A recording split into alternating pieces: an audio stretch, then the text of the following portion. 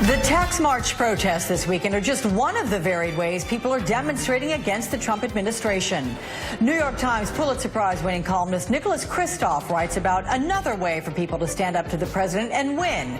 Kristof salutes efforts by online groups like EmergeAmerica.org and RunForSomething.net, which recruit and train people who want to run for political office. Joining us now, the co-founder of RunForSomething.net, Amanda Littman.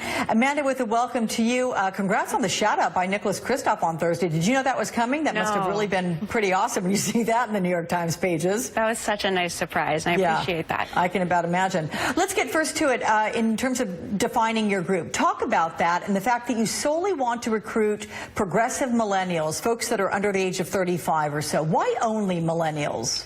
So Run for Something is an organization that we launched on January 20th, Inauguration Day, to recruit and support young, progressive, diverse millennials who want to run for down-ballot office, places like school boards, city council, county commissioner, and state legislature. We're focusing on young people because we want to make sure there's a welcome space for if you're brand new, engaged in politics, there's somewhere that you feel you can ask for help. So what are the issues that are important to you when you think about the people that you want to recruit and the things you want them to fight for? So we're looking for people who are progressive, whatever that means for wherever they live. We understand that a Democrat in New York might look different than a Democrat in Louisiana. We also want people who are authentically rooted in their community, so someone who understands the problems that their home faces. Beyond that, we're looking at very big values of someone who are willing to fight inequality, pro-choice, equality, pro-tolerance, pro-working families. So diversity, how important is that to you in your search for candidates? Oh, extraordinarily important. You know, we've had more than 8,000 people sign up in the 2 months since we've launched, and about half are women, about a third are people of color. That's an incredible start. It's not enough, but it's a good start. A lot of times these down-ballot races that you're talking about, folks can run unopposed in that. So they're kind of training grounds, right, for moving up if you want to. You know, 40% of state legislative races in 2016 were run uncontested.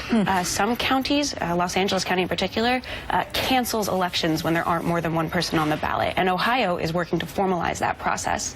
That is civically negligent, dangerous for our democracy. Voters don't get a chance to choose.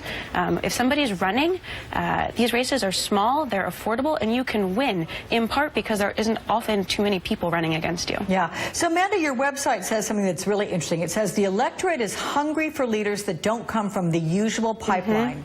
Now, think about that, because you can say that's where Donald Trump came from. I mean, that's certainly not the usual pipeline, right? So it's exactly right. Where do you think we can find the political stars of tomorrow? Well, I think they start at local levels. I think you will look at mayors, city councilmen, school board members who are making a stand, but they have to get there first. You know, Trump is not the kind of candidate that the RNC or committee would ever have recruited, but he won, for as scary as that is. So we need to make sure that we are looking outside our usual sources of candidates. And how is it that you decide who you are going to help, and what are the kinds of things you can offer them?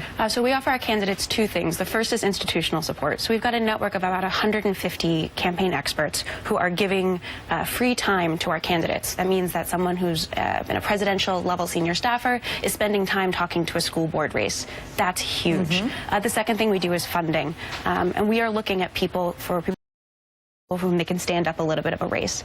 So if you can stand up a campaign, if you can raise a little bit of money, we'll match your funding. All right, co-founder of RunForSomething.net, Amanda Littman, congratulations. Good job. Thank you. And good luck with everything you're undertaking. Appreciate that. Appreciate it.